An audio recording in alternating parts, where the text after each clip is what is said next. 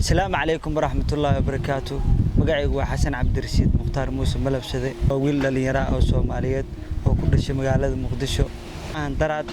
waxa muuqaal waxaan soo gudbiyay aniga oo maxaa la yiraahdaa gurceel ku dhibaataysan oo aan sun u isticmaalay jacayl dartiis muuqaalkaas oo farcelin fara badan ka dhalatay eedeyn fara badan anigana aan dusha aan waxba aan qalad aan ku lahayn dusha liiga eedeynayo xarig aan jirin midmida aan uga hadlayaa in qodobka koowaad waxa jirto horta in aniga gabar aan xiriir muddo 3 sano naga dhaxeeyay 3 sano xiriir naga dhaxeeyay oo aan wada soconay maalin maalmaha kamid ah waxa sameeyay video prank videogaas waxa ani ayada xoogaa arqalad nagu imaatay kadib waa ka xaltanay waa ka wada hadalnay waa heshiinay markii dambe anagoo wax badan wada socono waxaan isku fahanay in aan gobolka darteed u imaado oo aan familkeeda la hadlo oo aan isfahanno aan gabadhii guriga geysto waxa mar aan soo kaxaysto wax aniga hadda familkeega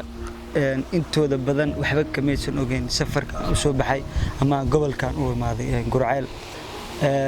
waxa ila ogaa walaalkeyga lacag waxa soo qaatay $5,000 oo maxaa la yiraahdaa adinkan screen kooda inta aan la soo saaraya waa arki kartaan waliba hadda screen ka soo qaadaya wax yar oo aan 300 aan dhameena ka isticmaalay oo aan diyaaradii wixii aan magaalada ku joogay aan ka isticmaalay adii lacag 4,700 wax saas ah ay ugu jirtay gabadhii habeenada kamid ah hotel ku kulanay waa wada hadalnay waxaan isku fahanay in familkeeda u imaado ilaahay amarkiis markii aan saas ku balanay waxa igu dhacday maxaa la yiraahdaa subaxdii message waxa ay soo qortay ayada igu dhahayso maxaa la yiraahdaa anigu u awoodo qof walaalkeyga ama in adeerkeyga in aan nolol la wadaagi karo ma laga yaabay dhacdo Muqdisho ka imaaday ama magaaladan aan u dhalan in aan nolol wadaagno markii xaalku halkaas uu marayo gabadhiin waxaas ugu tiri aan ragii dhalinyaradii aan magaalada deganaa aan la tastay waxaan ku dhahay maxaa sameeyaa waxay u dheer reason ku ma gabadhaas ku heli kartid waxay tahay inaad sunta cabto maadaama gobolkan uu yahay dad oo goba ay joogan ayagoo ilaalinaya sharaftooda gabadhaasi markii aad ku arkaan adigoo meesha ku dhibaataysan inay gabadhaasi maxaa la yiraahdaa ku howlgeliyaan oo ku guuriyaan ugu dambeyn waxaan isku fahanay maxaa la yiraahdaa arinkii waa sameeyay la farcelin in loo muusan cabin arinta beenu ka sheegaya arintaasi waa sax waliba waxa dalil waa lacagtana soo qaatay aan rabay inaan gabadha aan ku meersado aan ku doonto kadibna diyaarinta iskala reecan xamar aan iskala degno faantay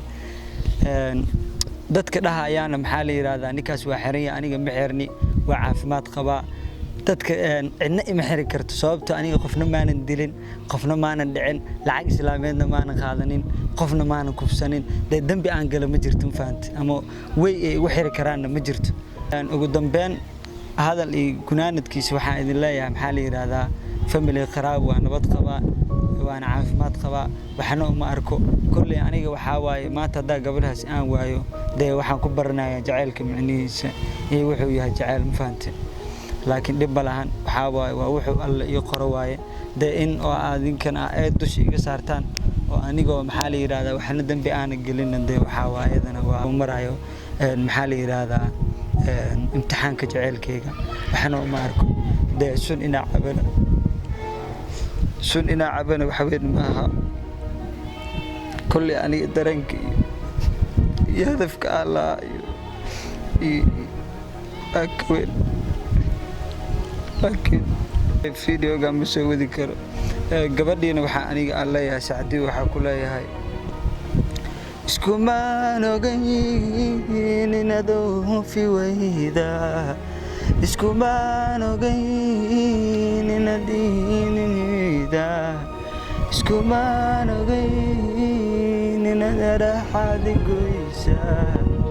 ilkii xabaashana hina horseeda asagayga reebta igayga lahashadu caday u noqotay awashadu waxay qaban